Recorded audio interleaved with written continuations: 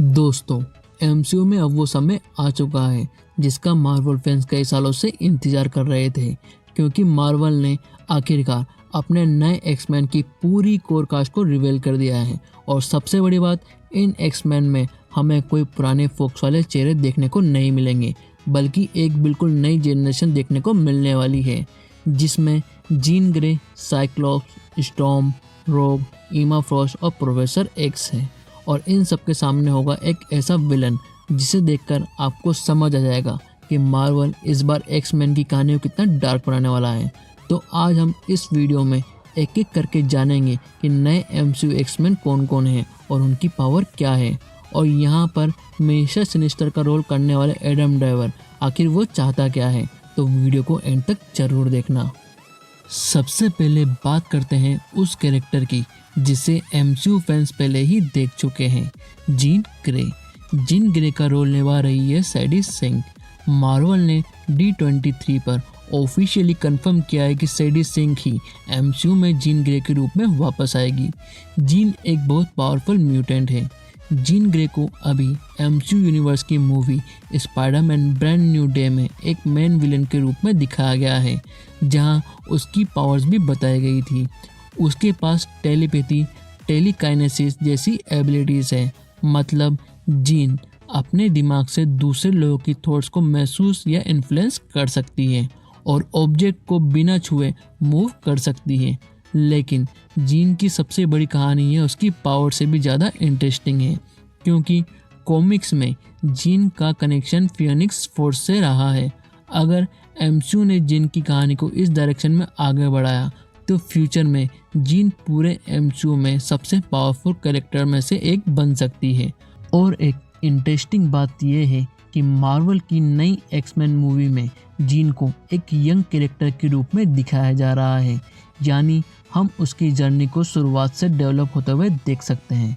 अब आते हैं एक्समैन के सबसे आइकॉनिक लीडर्स में से एक पर, स्कॉट समर यानी साइक्लॉप्स। और इस बार साइक्लॉप्स का रोल निभाएंगे कीट कॉनर।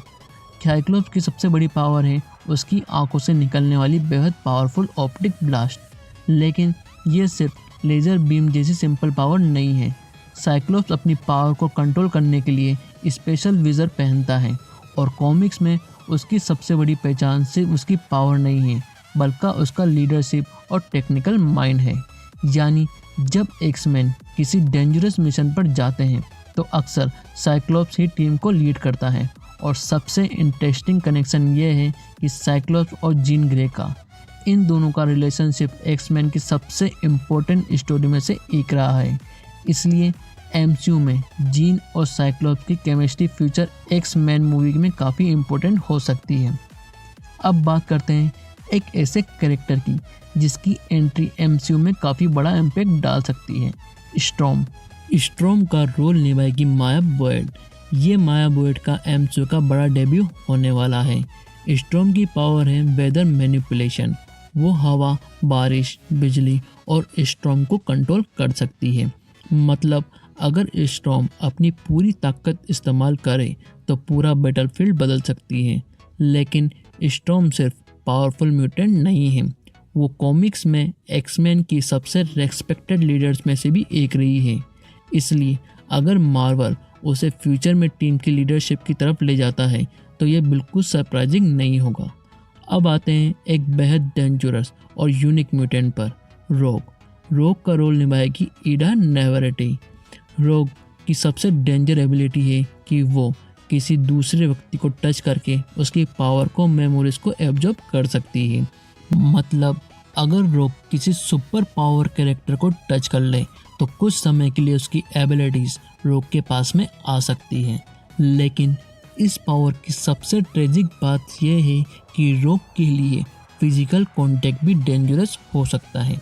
यानी जिस चीज़ को हम नॉर्मली प्यार या कनेक्शन समझते हैं, रोग के लिए यही चीज़ एक खतरा बन सकती है।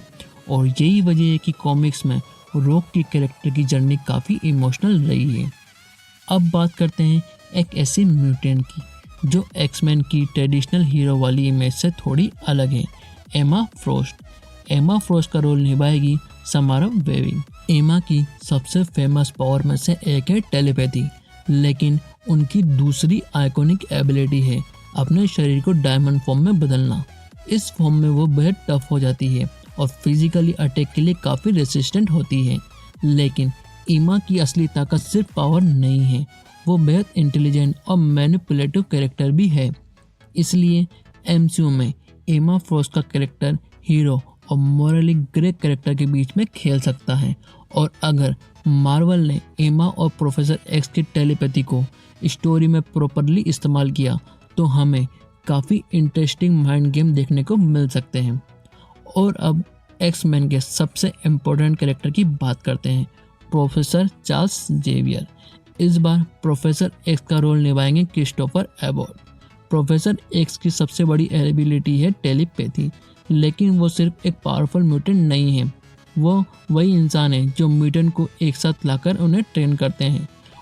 और एक्समैन की पूरी फिलोसफी इस आइडिया के आसपास घूमती है कि म्यूटेंट और ह्यूमन के बीच में कोइंसिडेंस होना चाहिए।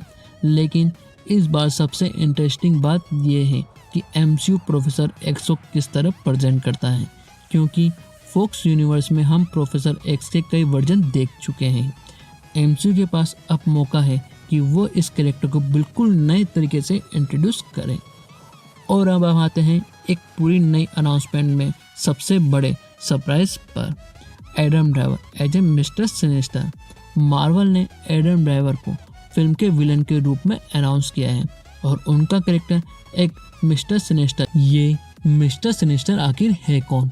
कॉमिक्स में नेथनियल एसेट एक साइंटिस्ट और जेनेटिक्स था जो म्यूटेंट एवोल्यूशन को लेकर ऑब्सेस्ड था। उसका गोल था परफेक्ट म्यूटेंट बनाना।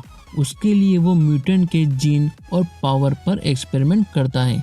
यानी ये कोई ऐसा विलन नहीं है जो सिर्फ अपनी ताकत से हीरोज को हराना चाहता है।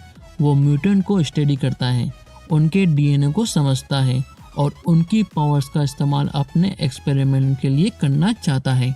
और यहीं से एक्समैन की कहानी काफ़ी डार्क हो सकती है, क्योंकि अगर मिस्टर सिनिस्टर की नज़र जीन ग्रे, साइक्लोप्स और बाकी म्यूटेंट्स पर है तो सवाल ये है कि वो आखिर किस म्यूटेंट को अपने एक्सपेरिमेंट का हिस्सा बनाना चाहता है। सबसे बड़ा सवाल, वुल्वरिन कहाँ है? अब इस पूरी कास्टिंग अनाउंसमेंट के बाद भी एक कैरेक्टर की कमी सबसे ज़्यादा महसूस हो रही है, वुल्वरिन।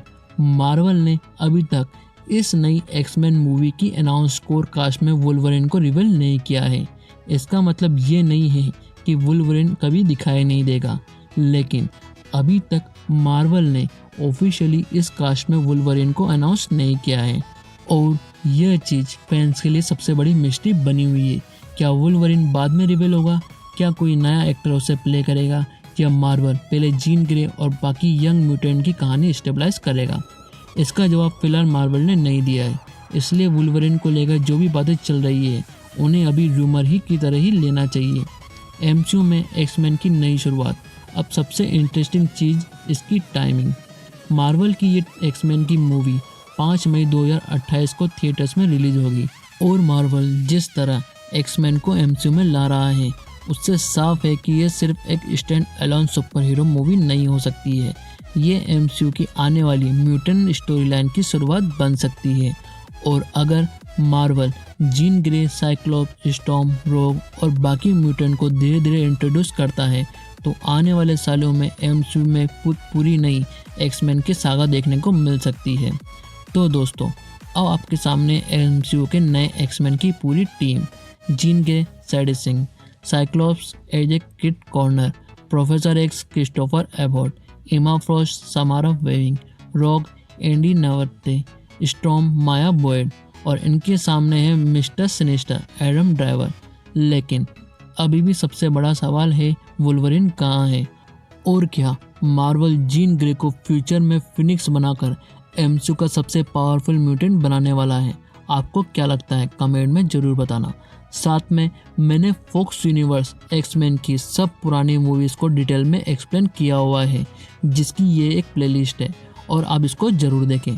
अगर आपको मार्वल और एमसीयू की ऐसे ही लेटेस्ट अपडेट और एक्सप्लेन वीडियो पसंद है तो वीडियो को लाइक करो और चैनल को सब्सक्राइब करना मत भूलना। मैं मिलता हूँ आपको अगली वीडियो में, तब तक के लिए बाय।